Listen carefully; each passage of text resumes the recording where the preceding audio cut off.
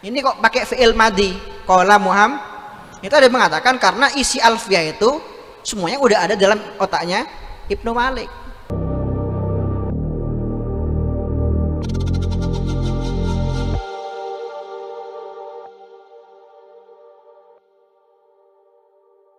Assalamualaikum warahmatullahi wabarakatuh.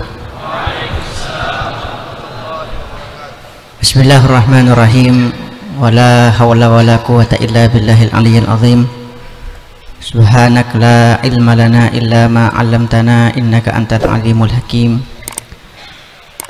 Alhamdulillahil fattahil alim alladzi arsyada man istafahu min ibadihi lita'allumi wa ta'lim wa ja'alal ilma sababan najati wa fawzi bizulfa indal malikil karim. Wassalatu wassalamu ala man arsalahullahu ta'ala mu'alliman wa hadiyan ila siratil mustaqim sayyidina wa maulana wa habibina wa syafi'ina wa qurrati a'yunina Muhammad wa ala alihi wa ashabihi al-faizin min ittiba'ihi wa mahabbatihi bil maqamil azim. Amma ba'du.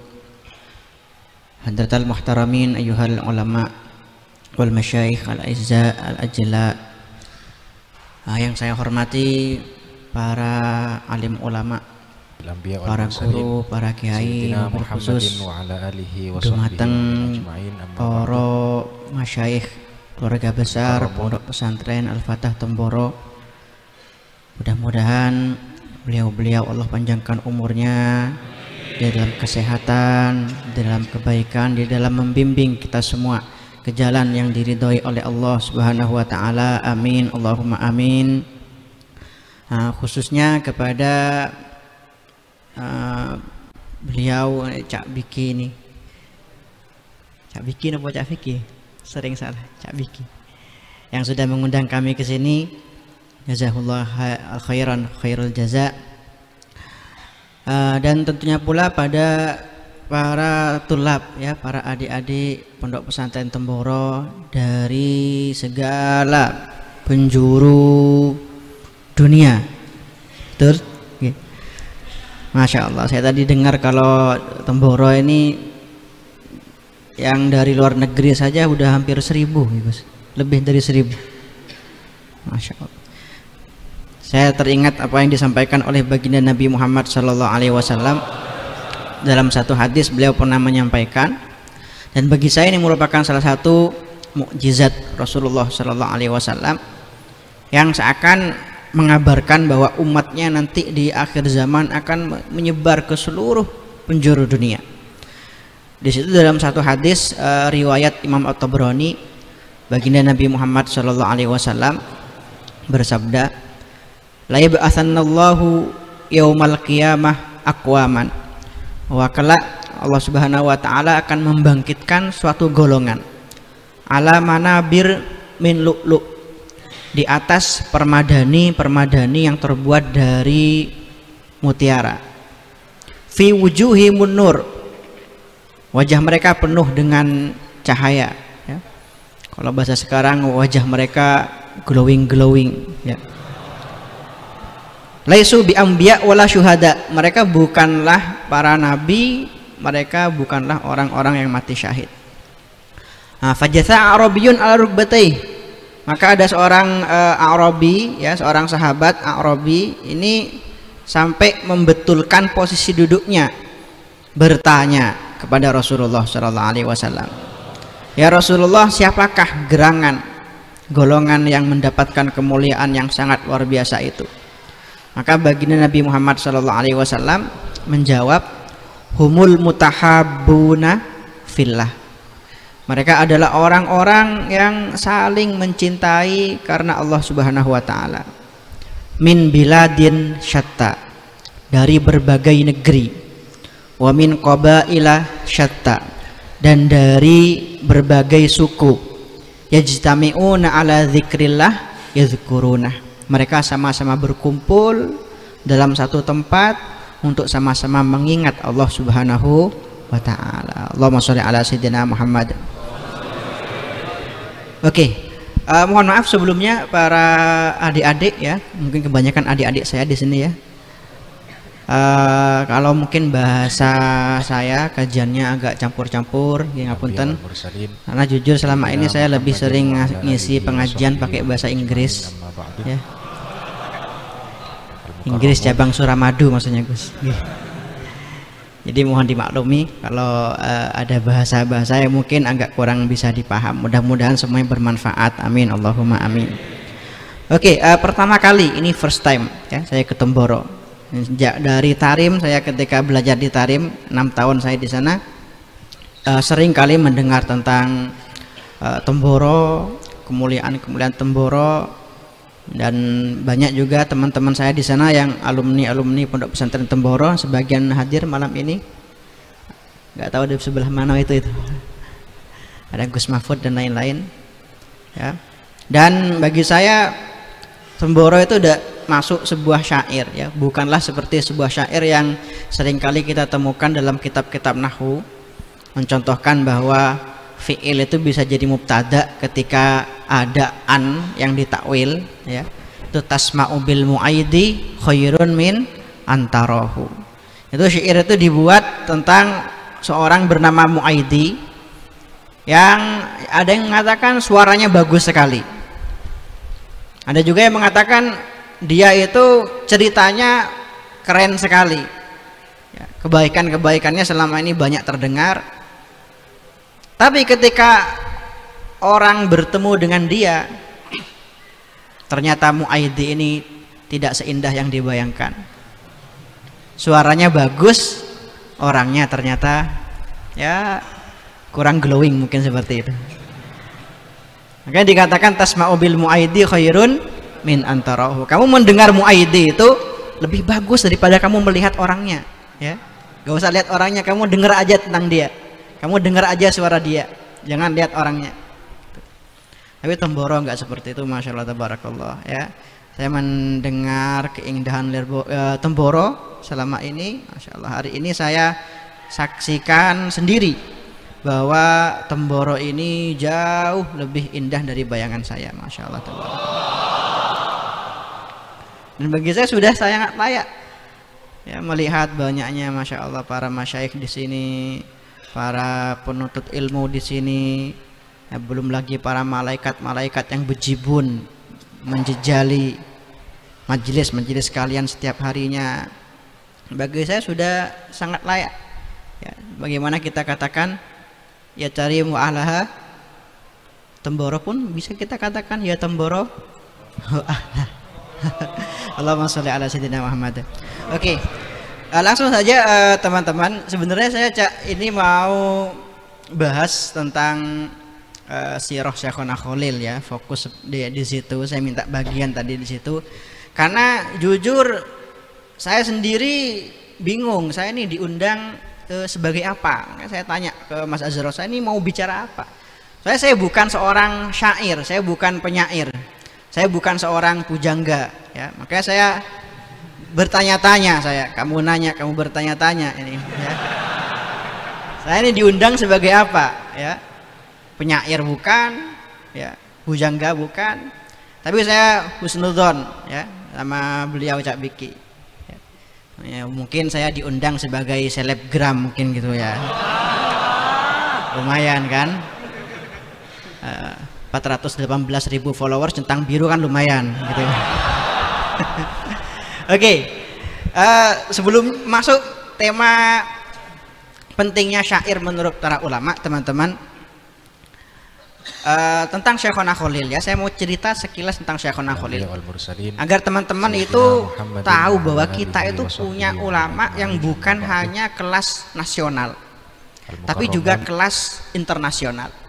Ya teman-teman, kalau ada sebagian yang dari kalian itu sering bergelut dengan dunia sanad, itu banyak ya dari para ulama kita di zaman sekarang ini, baik yang dari Mekah, baik yang dari Yaman, baik yang dari Mesir, atau mungkin dari Pakistan, atau mungkin dari India ya.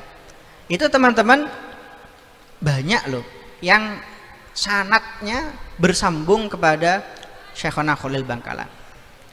Mengapa seperti itu? Kebanyakan para ulama di zaman sekarang, kita tahu sendiri, kebanyakan dari mereka itu mengambil sanad dari ulama kebanggaan kita di kancah internasional, seorang yang dijuluki sebagai musnid dunia, yang memiliki sanad ya para masyayikh seluruh dunia. Itu adalah Syekh Yasin Ibn Isa Al-Fadani. Nah, Syekh Yasin Al-Fadani ini banyak mengambil sanadnya dari dua sosok ya.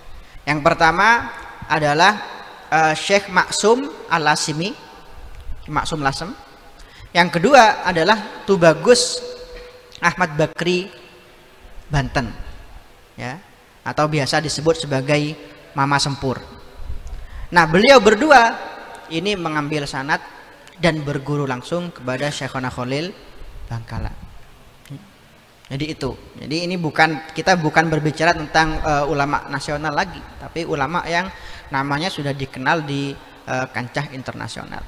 Dari sejarah Syekhona Khalil yang kami kaji, ini teman-teman ada satu hal yang sangat menonjol yang kami temukan pola ini dalam banyak ulama yang lain. Ya, apa dari sekian banyak sejarah beliau ya, selama ini Syekhona Khalil itu terkenal akan karomahnya, teman-teman, akan kejadugannya ya, kesaktiannya ya. Kita itu membuat tim Turas Syekhona Khalil, salah satu tujuannya apa? Kami mengumpulkan manuskrip karya-karya Syekhona Khalil, kami cetak, kami terbitkan, kami sebarkan, agar apa? Agar Syekhona Khalil ini lebih dikenal akan kealimannya ya.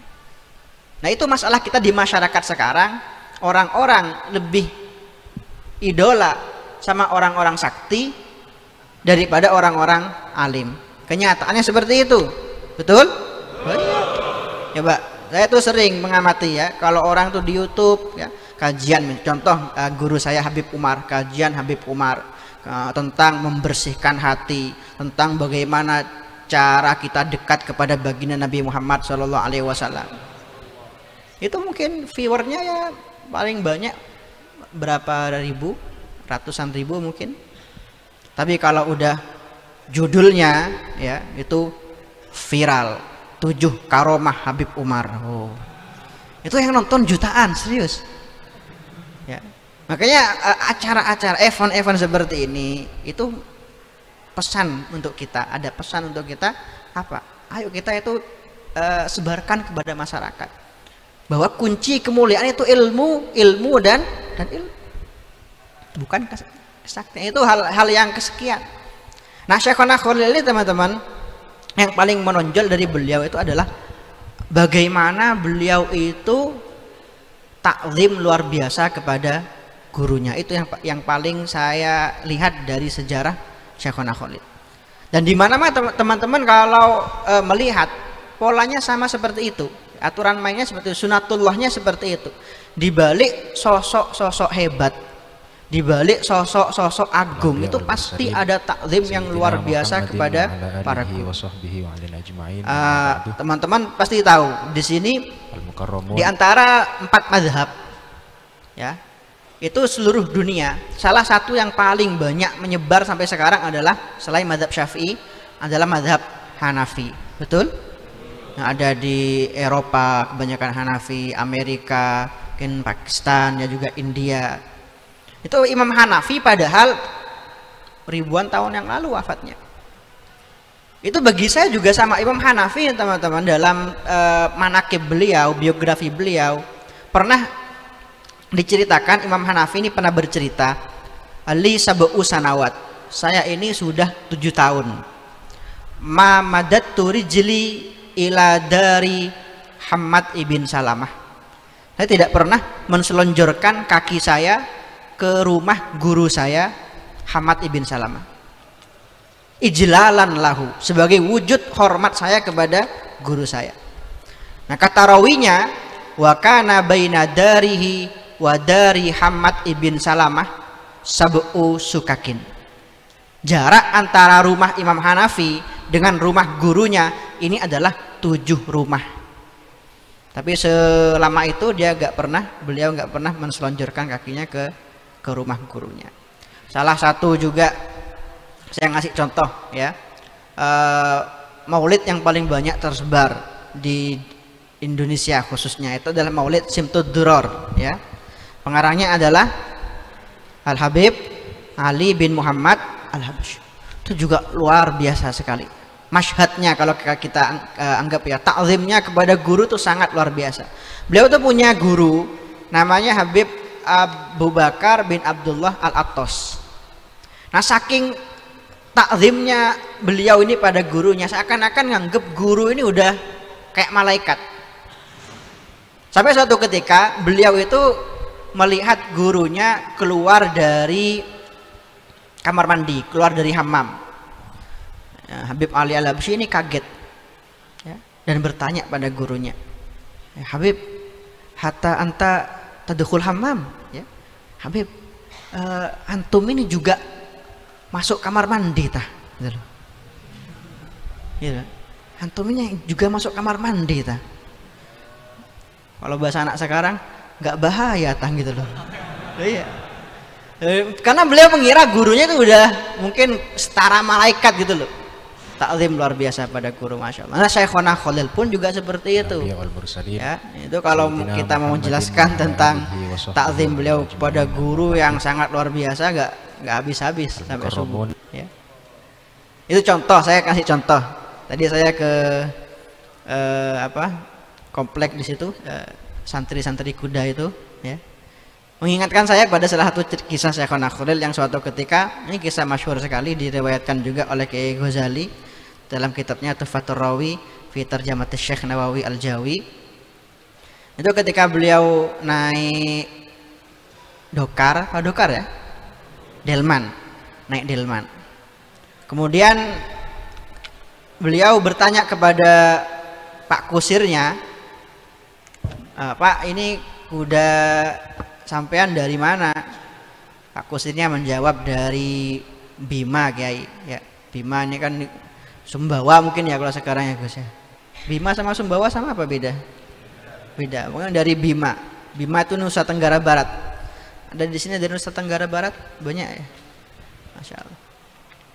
Nah, seketika itu mendengar nama Bima disebut, Syekhona Khalil ini langsung turun dari kudanya, dari dokarnya, minta turun. Ya Pak Kusir, saya berhenti sampai di sini saja, saya mau turun. Turun ya seketika. Pak Kusirnya ini kebingungan dan bertanya-tanya lagi ya, kamu nanya lagi, bertanya-tanya lagi. Yai, apa ada yang salah dengan ucapan saya? Ya, mohon maaf kalau ada yang salah. Kenapa kok panjenengan kok tiba-tiba minta turun? Apa kata beliau? Nggak ada yang salah, Pak. Ya. Cuma saya ketika sampean menyebut nama Bima, saya teringat guru saya yang berasal dari Bima. Itu Syekh Abdul Ghani Ibn Subuh Al-Bimawi. Dikatakan Syekhona Khalil mengambil dari beliau ijazah Tariqat Naqsyabandi. Nah, guru saya ini terkenal dulu punya banyak peliharaan kuda. Nah, kayak Temboro ini ya. Punya banyak peliharaan kuda. Nah, saya tidak mau naik delman sampean ini karena saya takut su'ul adab. Jangan-jangan kuda sampean ini salah satu keturunan kuda guru saya, seperti itu. Ila hadzal had ta'zim tarbiyah. Saya nggak heran ya, saya tuh mengambil kesimpulan beliau ini orang yang dimuliakan Allah karena beliau memuliakan guru. Allahumma sholli ala sayyidina Muhammad. Oke. Nah, oke. Langsung saja pada tugas yang diberikan kepada saya, masalah syair, teman-teman, ya. Syair ini tentunya dulu mungkin agak kontroversi ya. Lebih-lebih banyak yang membaca ayat wasyu'ara yattabi'uhumul ghawun ya. Dan di situ diperdebatkan apakah Kanjeng Nabi itu bisa mengucapkan syair atau tidak. Kanjeng Nabi tidak pernah bisa membuat syair, berarti itu menunjukkan bahwa syair itu tidak layak bagi orang yang baik. Dan itu perdebatan yang tidak habis-habis. Nah, meskipun seperti itu, saya ingin menukil suatu kalam dari Ibnu Abidin, seorang ulama besar dalam mazhab Hanafi. Itu beliau justru mengatakan belajar syair itu hukumnya bisa fardu kifayah. Saya bacakan di sini ibaratnya, beliau menukil dari Asy-Syihab Al-Khafaji. Ma'rifatu syi'ri ahlil jahiliyah wal mukhadramin. Mukhadramin ini yang menututi masa jahiliyah dan Islam. Riwayatan wa dirayatan fardu kifayah inda fuqaha'il Islam. Li'anna bihi tathbutu qawaidul arabiyyah allati biha yu'lamu alkitab was sunnah al-mutawaqqaf ala ma'rifatihima al-ahkam allati yatamayyazu biha al-halal minal haram. Wa kalamuhum, ini yang menarik. Wa kalamuhum wa in jaza fihi al-khata' fil ma'ani fala yajuzu fihi al-khata' fil alfaz wa tarkibul mabani. Jadi kata beliau, mengetahui syair ini sangat penting. Karena syair ini merupakan komponen besar di dalam memahami bahasa Arab, bahasa Quran dan hadis. Ya. Makanya teman-teman ketahui dalam kitab-kitab nahwu, nah ini nanti ada kaitannya di sini. Dalam kitab-kitab nahwu itu yang banyak dibuat dalil selain Al-Quran adalah syair. Ada yang tahu mengapa kok dalam kitab-kitab nahwu itu sangat jarang menggunakan dalil-dalil hadis Nabi Muhammad SAW? Ya, coba dalam Jurmiyah, dalam Ibnu Aqil, atau dalam kitab-kitab nahwu yang lain, antara dalil hadis dengan syair lebih banyak mana? Syair. Hadis sangat jarang sekali disebutkan. Ada yang tahu kenapa? Ada yang tahu kenapa?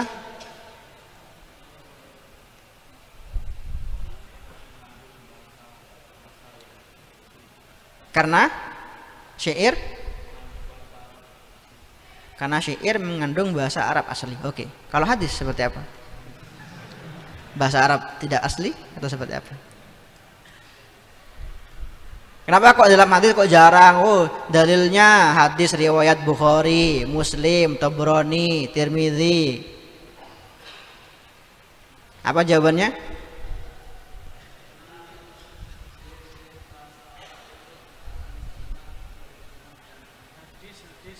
Mengapa kok hadis kok gak dijadikan seakan-akan gak dijadikan hujjah gitu loh dalam ilmu nahwu, dalam ilmu-ilmu lughah yang lain?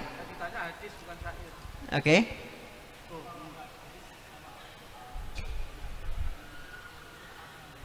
Oke.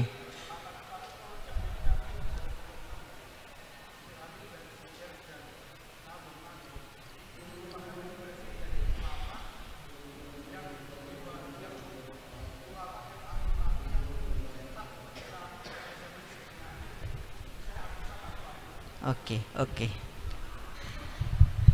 Gini ya, seperti ini teman-teman. Di sini disebutkan oleh Asy-Syihab Al-Khafaji, kalamuhum in jaza fil khata' fil ma'ani. Jadi syair itu meskipun maknanya belum tentu benar, ya kan? Syair itu kata Sayyidah Aisyah minhu hasanun wa minhu qabihun. Ya ada yang maknanya baik, ya ada yang maknanya nggak baik. Namanya juga syair, ya kan? Tapi fala yajuzu fil khata' fil alfat wa tarkibul mabani. Orang Arab dulu itu yang lisannya benar-benar fasih, yang memang mereka hidup di lingkungan yang benar-benar Arab, itu mengucapkan kalimat yang salah itu tidak bisa. Ya. Mengucapkan kalimat yang salah itu tidak bisa. Makanya bisa hampir dipastikan nahwu dan lafadznya itu benar-benar asli seperti itu. Nah, hadis mengapa kok jarang sekali disebutkan dalam kitab-kitab nahwu?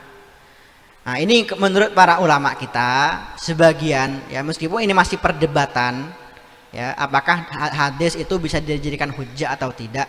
Menurut ulama kita, salah satunya adalah Imam Sibawayh. Teman-teman bisa buka dalam Syarah Jurmiyah Tashwiqul Khilan, ya.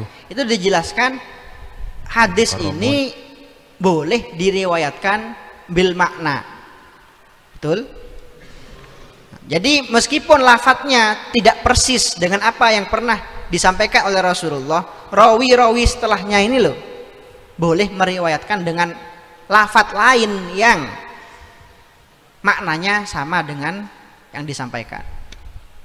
Nah itu berarti kalau menurut ulama yang mengatakan tidak bisa dijadikan hujjah ini karena untuk lafadznya hadis ini belum tentu orisinil untuk lafadznya loh, untuk maknanya jelas ya, apalagi hadisnya hadis sahih. Nah itu mungkin nanti bisa teman-teman kaji lagi ya, mengapa kok dalam ilmu nahwu itu yang lebih banyak adalah syair Arab daripada hadis. Itu bisa teman-teman kaji lebih luas lagi. Allahumma sholli ala sayyidina Muhammad. Nah ini menunjukkan teman-teman bahwa syair itu punya peran yang sangat penting ya, khususnya itu dalam menyampaikan nilai-nilai keislaman. Nah oleh karena itu banyak ya para ulama-ulama kita dulu yang terkenal ya karena syair-syairnya. Contoh ya seperti Al-Imamul Busiri itu jadi keramat, namanya dikenang sampai sekarang ya karena syairnya, syair burdahnya ya, mawalaya sholli wasal limda iman abada ala habibika khairil khalqi kullihim. Ada juga kita ketahui ulama produktif ya dari Tarim Hadramut itu Al-Habib Abdullah bin Alawi Al-Haddad. Itu dari sekian banyak karya beliau teman-teman ya, mungkin pernah mengkaji ada Risalatul Mu'awana, ada An-Nasaih Ad-Diniyah dan karya-karya beliau yang lain, itu yang beliau akui mempunyai sir khusus ya. Ini punya sir, punya rahasia yang tidak saya miliki dalam karya-karya saya yang lain. Itu adalah kitab kumpulan nazam beliau, kumpulan syair beliau. Judulnya Ad-Durrul Manzum. Ad-Durrul Manzum Lidzawil Uqul wal Fuhum. Nah itu kitab qasidah, kitab syair Imam Haddad yang isinya itu tentang syair-syair beliau. Nah, itu syair-syair yang sangat luar biasa ya, yang sering kita dengar seperti layak surhamuk makudriyakun wa ma ila dzalik. Nah, dan memang para ulama kita sejak dulu sudah menjadikan syair ini sebagai salah satu media dakwah. Ini kalau anak-anak Temboro gak usah dijelaskan lagi apa itu dakwah ya. Dari sekian banyak pengertian dakwah, saya pengen dengar ada nggak di sini dakwah, definisi dakwah dalam bahasa Arab. Ada yang mau menawarkan satu definisi dakwah dalam bahasa Arab? Apa itu dakwah? Hah? Kalau ada yang mau menawarkan satu aja, saya kasih hadiah. Ayo. Apa itu? Mahiyat dakwah. Nah, apa definisi dakwah? Mengajar, berceramah, gimana? Apa itu dakwah? Mengajar itu kan salah satu wasilah dakwah, ya, salah satu media dakwah. Ini definisi yang jamik manik. Ayo, definisi yang jamik manik. Dakwah adalah berceramah. Oh, berceramah itu bukan keseluruhan dakwah, itu salah satu media dakwah. Betul? Jadi apa itu dakwah? Mengajak manusia ke dalam kebaikan. Oke. Lumayan umum ya. Tapi ada definisi dakwah ya dari guru saya ya Sayyidil Habib Umar bin Hafid hafizahullah taala. Beliau pernah menyampaikan seperti teman-teman. Dakwah itu definisinya adalah i'malul fikri. Bagaimana kita itu menggerakkan pemikiran kita, li'inqadhin nas, untuk menyelamatkan manusia, minal bu'di ilal kurbi, yang asalnya jauh dari Allah menjadi dekat kepada Allah, wa minal ghaflati ila dzikri, yang asalnya lalai kepada Allah menjadi ingat kepada Allah, wa minal jahli ilal ilmi, yang asalnya tidak tahu ilal ilmi menjadi tahu. Bisyattal wasail wa anwa'il asalib ya, bisyattal wasail dengan berbagai media, wa anwa'il asalib dan dengan bermacam-macam metode. Nah, itu yang dinamakan dengan dakwah. Dan syair ini teman-teman kita sepakati ya, dan kita rasakan sendiri bahwa itu merupakan salah satu media dakwah yang paling ampuh, khususnya di dalam menanamkan rasa cinta dan rasa rindu kepada baginda Nabi Muhammad Shallallahu Alaihi Wasallam. Ya, itu sejak dari zaman sahabat. Nah, zaman sahabat itu ada seorang penyair yang syairnya bagi saya sangat mengena, ya, sampai sekarang, itu Sayyidina Hasan ibn Thabit.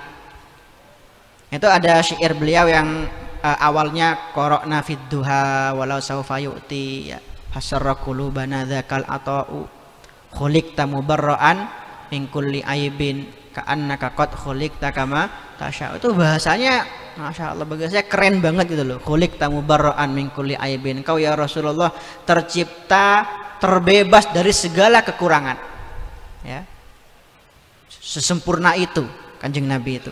Rasulullah itu sesempurna itu. Bahasa orang zaman sekarang, emangnya boleh gitu, sesempurna itu. Sempurna, Masya Allah. Ka'annaka qad khuliqta kama tasya'u, seakan-akan engkau itu ya Rasulullah tercipta sesuai dengan kemauanmu sendiri. Ya, Rasulullah itu seakan tercipta sesuai dengan request dari Rasulullah Shallallahu Alaihi Wasallam. Ada juga ya dalam qasidah-qasidah seperti mungkin Dibai, Maulid-Maulid, Simtud Duror, Barzanji, itu merupakan syair-syair yang tujuannya apa? Agar dipahami. Ketika kita paham, kita akan lebih rindu, lebih cinta kepada Rasulullah Shallallahu Alaihi Wasallam. Saya yakin ya, kalau anak-anak Temboro ini, santri-santri Temboro, tingkatannya bukan udah memahami syair lagi ya.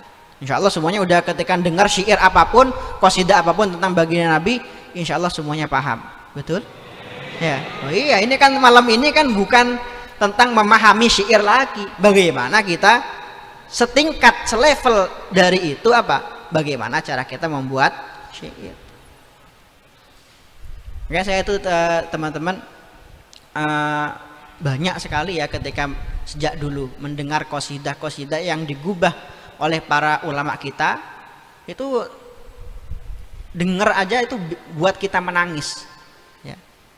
Itu qasidah yang paling favorit itu teman-teman, kalau mungkin merenungi, ini maknanya sangat dalam sekali, itu qasidah Tolama Ashku ya. Tolama Ashku Ghorami ya Nurul Wujud, itu maknanya sangat dalam sekali, mulai dari awal sampai akhir itu maknanya luar biasa ya.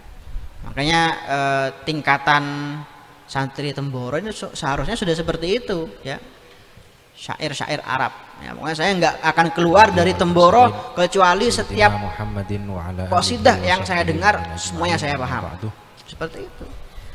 Kecuali ketika baca burdah per kalimat saya pasti paham. Kalian di sini pernah baca burdah di sini? Atau solawat yang lain?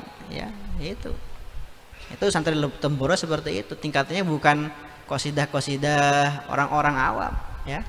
Banyak sekarang qasidah orang-orang awam. Nah, makanya syair ini merupakan salah satu metode dakwah yang sangat luar biasa. Saya nggak akan menjelaskan seperti apa itu menjadi penyair yang baik, nanti biar dijelaskan ya oleh beliau setelah ini. Nah, saya cuma pingin memberikan pesan ya. Menulis syair itu nggak lepas dari menulis, betul? Nah, kalau nulis syair mungkin beliau banyak ya, tapi kalau nulis story saya mungkin lebih banyak. Intinya nulis teman-teman, serius, itu sampai buku-buku saya itu nggak ada. Saya sampai sekarang sudah menerbitkan 3 buku, semuanya itu tulisan saya di sosial media. Nggak ada saya tuh fokus nulis, nggak ada. Nah, tapi teman-teman, kaidahnya di mana-mana ya. Di mana-mana kaidah menjadi penulis yang baik ya.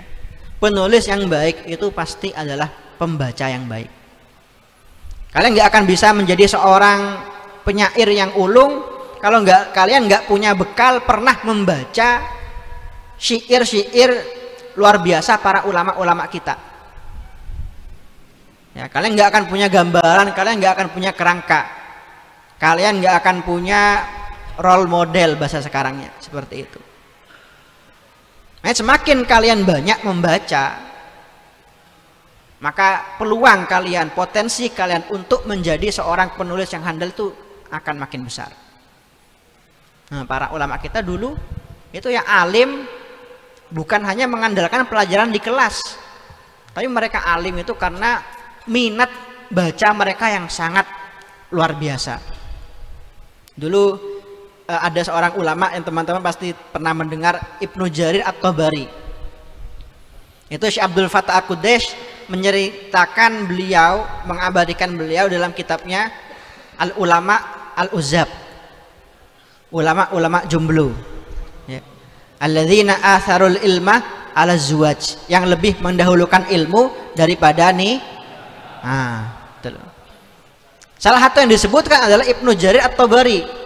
Suatu ketika beliau pernah menyampaikan kepada muridnya, dulu itu kan kalau ulama nulis kitab salah satu metodenya adalah ilqa, ya. Ilmunya udah ada, ya. Ilmunya udah di dalam otak, mereka tinggal mendikte kepada santrinya. Kayak ada yang mengatakan, kok Ibnu Malik nulisnya kok qala Muhammadun, ya kan? Kok bukan yaqulu, padahal kan belum mengucapkan. Ini kok pakai fi'il madhi, qala Muhammad. Itu ada yang mengatakan karena isi alfiyah itu semuanya udah ada dalam otaknya Ibnu Malik, makanya dikatakan qala Muhammadun. Nah, Ibnu Jarir At-Tabari suatu ketika berkata pada muridnya, ayo siapa yang siap menulis kitab sejarah mulai Nabi Adam sampai sekarang. Muridnya nanya, guru berapa halaman, berapa lembar? Beliau menjawab, cuma 60.000 lembar. Terus kata muridnya, ya Allah, nggak mungkin ini ya, nggak bisa, ini mungkin kita nanti umur kita udah habis, kitabnya belum selesai katanya. Kata beliau, inna lillahi wa inna ilaihi rajiun, ya. Daufatil himam katanya. Inna lillahi wa inna ilaihi rajiun, ya Allah, santri-santri sekarang semangatnya udah loyo katanya. Itu santri dulu itu dikatakan semuanya udah. Nah, itu kalau berbicara Ibnu Jarir At-Tabari. Nah, ulama zaman sekarang banyak juga yang seperti itu, ya. Jangan kalian kira itu hanya potret ulama di zaman dahulu. Ini contoh guru kami yang merupakan ayah min ayatillah, suatu tanda kekuasaan Allah dalam urusan membaca. Itu teman-teman saya tulis juga dalam buku saya, catatan dari Tarim, ya. Yang belum punya bisa beli nanti, ya. Itu Habib Salim Asy-Syatiri. Saya sering menyampaikan, ya, Habib Salim Asy-Syatiri itu seorang ulama yang mendapat julukan Sultanul Ilm, ya, sultannya ilmu. Itu beliau semangatnya luar biasa, teman-teman, ya, dalam urusan membaca. Sampai suatu ketika ada orang ke rumah beliau, kemudian beliau, ya, di rumah beliau itu isinya perpus, bukan isinya perpus, ruang tamu kayak perpus, kamar tidur kayak perpus. Mengapa? Karena semua isinya kitab, ya. Kamar tamu kitab, kamar pribadi kitab, ya. Kemudian mungkin cuma kamar mandi aja yang isinya bukan kitab, ya. Hanya orang ini heran, kaget, bertanya-tanya kepada Habib Salim, ya. Habib, ini kitab, semua kitab ini udah dibaca semuanya, kitab sebanyak ini loh, udah dibaca semua. Nah, kata beliau, pertanyaan kamu salah. Seharusnya kamu itu tanya, kitab ini sudah saya hafalkan semua apa belum? Katanya. Nah, kalau urusan dibaca, sudah dibaca semua, ya. Apakah itu karomah? Bukan karomah. Itu beliau adik-adik, ya, bahkan ketika beliau itu sudah menjadi ulama besar, beliau fi awakhiri umrih, sebelum beliau wafat itu punya penyakit kegemukan, ya, obesitas. Nah, orang obesitas itu kan kalau naik tangga kan capek, ya, ngos-ngosan. Nah, beliau itu setiap naik tangga, di tengah tangga, karena rumah beliau di lantai 2, di tengah tangga itu beliau istirahat. Di tengah tangga sebelum naik ke lantai selanjutnya. Nah, di tengah tangga itu, di anak tangga itu istirahat 5 menit. Beliau gak buang percuma. Sebelumnya beliau udah bawa kitab, ya. Beliau gunakan waktu 5 menit di anak tangga itu untuk baca kitab. Baca kitab. Udah naik, selanjutnya 5 menit naik lagi. Setiap hari begitu. Nah, naik tangga, ya. Di tengah tangga capek, istirahat 5 menit baca kitab, ya. Dengan cara itu beliau berhasil menghatamkan ribuan kitab hanya di anak tangga itu, ya. Terus beliau sebelum tidur punya target, ya. Saya sebelum tidur punya target, sebelum ganti baju 5 menit sebelum tidur baca kitab. Gitu, baca kitab 5 menit sebelum tidur. Nah, meskipun setiap malam 5 menit sebelum tidur, dengan cara itu beliau berhasil menghatamkan ribuan kitab hanya di atas kasurnya. Itu belum di perpusnya, belum di tempat ngajarnya. Nah, makanya itu teman-teman, mari ya, panjenengan ini yang masih punya nikmat, Allah berikan nikmat untuk fokus mencari ilmu, gunakan ya, gunakan kesempatan ini sebaik-baiknya. Ya, sebaik-baiknya jadikan pedoman apa yang pernah disampaikan oleh para ulama kita, al ilmu la yu'tika ba'dah hatta tu'tiya nafsaka kullak, bahwa ilmu tidak akan memberikan separuhnya untuk kamu hatta tu'tiya nafsaka kullak, sehingga kamu memberikan semua yang kamu punya, semua yang kamu bisa untuk mencari ilmu. Mungkin itu sekian yang bisa saya sampaikan, mudah-mudahan bisa bermanfaat. Wassalamualaikum warahmatullahi wabarakatuh.